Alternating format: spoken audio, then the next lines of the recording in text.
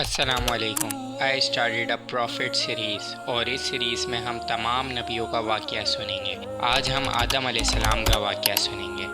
آدم علیہ السلام اللہ کے پہلے نبی اور پیغمبر تھے، اور اللہ نے خود اپنے ہاتھوں سے بنایا، اور ہم سارے انسان انہی کی اولاد میں سے ہیں۔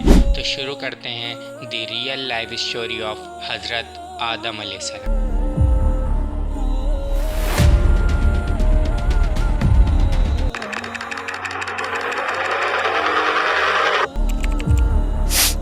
سورہ بقرہ میں اللہ نے آدم علیہ السلام کا ذکر کیا ہے۔ جب اللہ نے انسان کی مخلوق کو بنانے کا ارادہ کیا تو اللہ نے فرشتوں سے فرمایا، میں زمین میں اپنا ایک خلیفہ بنانے والا ہوں۔ فرشتوں کو لگا شاید ان کی عبادت میں کوئی کمی رہ گئی ہے، اسی لیے اللہ نے نئی مخلوق بنانے کا ارادہ کیا ہے۔ فرشتوں نے جنوں جیسی دوسری مخلوق بھی دیکھی ہے جو زیادہ عقل نہیں رکھتی تھی اور خون خرابہ کرتی تھی۔ فرشتوں نے اللہ سے کہا کہ اے اللہ، ہم تیری تسبیح، حمد اور پاکی بیان کرتے ہیں۔ کیا تو ایسی مخلوق پیدا کرے گا جو زمین میں فساد اور خون خرابہ کرے گی؟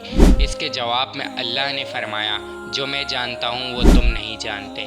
فرشتوں نے آپس میں کہا کہ اللہ تعالیٰ جو بھی مخلوق پیدا کریں گے وہ ہمارے جیسا علم نہیں رکھ سکتے۔ پھر اللہ نے آدم علیہ السلام کو بنایا اور انہیں علم سے نوازا اور انہیں کچھ چیزوں کے نام سکھائے۔ پھر اللہ نے آدم علیہ السلام کو فرشتوں کے سامنے پیش کیا اور فرشتوں سے فرمایا کہ تم بتاؤ ان چیزوں کے نام اگر تم سچے ہو۔ فرشتوں نے کہا کہ اے اللہ، ہم اتنا ہی علم جانتے ہیں جتنا تو نے ہمیں سکھایا ہے، اس کے سوا ہمیں کچھ نہیں پتہ۔ پھر اللہ پاک نے فرمایا، اے آدم، تم بتاؤ انہیں ان چیزوں کے نام۔ پھر آدم علیہ السلام نے ان چیزوں کے نام بتا دیے۔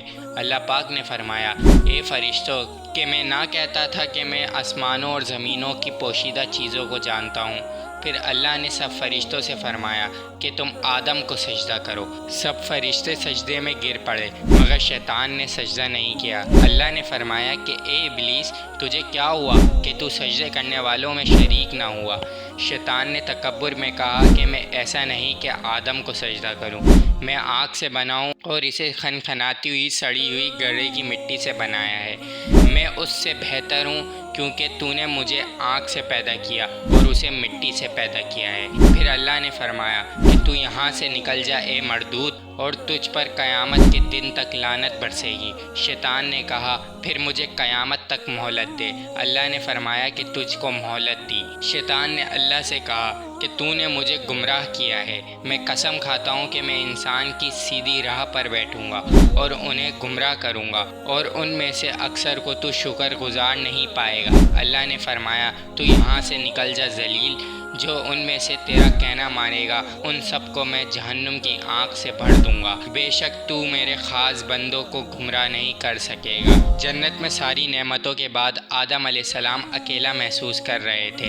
پھر اللہ نے آپ کی دائیں پسلی سے حوا علیہ السلام کو پیدا کیا۔ پھر اللہ نے فرمایا، اے آدم، تم اور تمہاری بیوی حوا جنت میں رہو اور جس جگہ سے چاہو تم لوگ کھاؤ، لیکن اس درخت کے پاس مت جانا ورنہ تم ظالموں سے ہو جاؤ گے۔ پھر شیطان نے ان کے دل میں وسوسہ پیدا کیا اور کہنے لگا، تمہارے رب نے تمہیں اس درخت سے کھانے کے لیے اس لیے منع کیا ہے تاکہ تم فرشتے نہ بن جاؤ اور یا ہمیشہ زندہ رہنے والوں میں سے نہ ہو جاؤ۔ اور بدبخت شیطان نے جھوٹی قسمیں تک کھا لی کہ وہ ان کا خیر خواہ ہے، بس مردود نے انہیں دھوکہ دے کر درخت تک کھینچ ہی لیا۔